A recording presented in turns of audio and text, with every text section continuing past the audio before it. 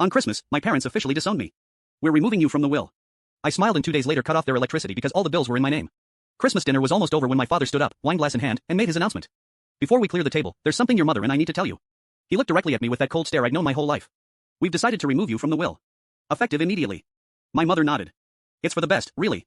Your sister has always been more responsible. My sister Claire smirked from across the table. Don't take it personally, Alex. Some people just aren't cut out for family legacy. I set my fork down slowly. Okay, that wasn't the reaction they expected. My father's jaw tightened. That's all you have to say? What do you want me to say? It's your money. Do what you want with it. My mother looked almost disappointed. We thought you'd at least argue. Why would I argue? You've made your decision. I smiled and took a sip of water. The rest of dinner was awkward silence. Claire kept glancing at me, confused. They thought I'd cry or beg.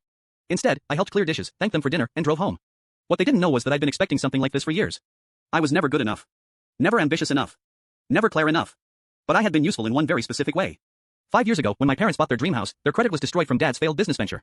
The mortgage company required someone with better credit to co-sign. That someone was me. When they needed utilities set up quickly, I put those in my name too. Temporarily, they said. Temporarily became 5 years. Every month they'd transfer money for the bills. Usually late. Sometimes I'd have to remind them 3 times.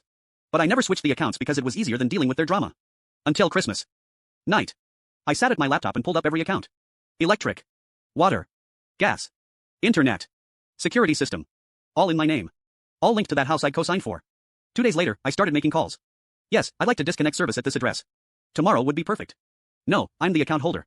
That's my legal right. By noon, I canceled everything. Electric. Water. Gas. Internet. Security system. Even the fancy doorbell camera my mother loved. Then I called the mortgage company about removing myself as co-signer. December 27th. My phone started ringing at 6 a.m. My mother, hysterical. Nothing works. The power's out. The water's off. What's happening? I let it go to voicemail. By 10 a.m., I had 47 missed calls. My father's message started angry and ended desperate. Whatever game you're playing, stop it. Your mother has a dinner party tonight. I texted back. Not my problem. I'm not family. Remember? Claire called next. Her voice shrill. You're being a child. Mom's crying. Just turn everything back on. Can't. Those accounts are closed. They'll need to open new ones. In whose name? Not mine. I'm out of the family business. The silence was beautiful. By evening, my father showed up at my apartment. His composure was gone. We can talk about the will. The will? I laughed. I don't care about the will, Dad. I never did. Then what do you want? Nothing from you. You made it clear I'm not family. So I'm acting like it. Good luck with the refinancing. Your credit's still terrible.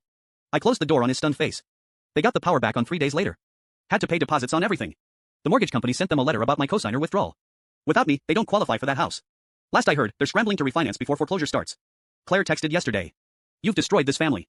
I replied, no. I just stopped holding it together. Then I blocked her number and went back to my peaceful,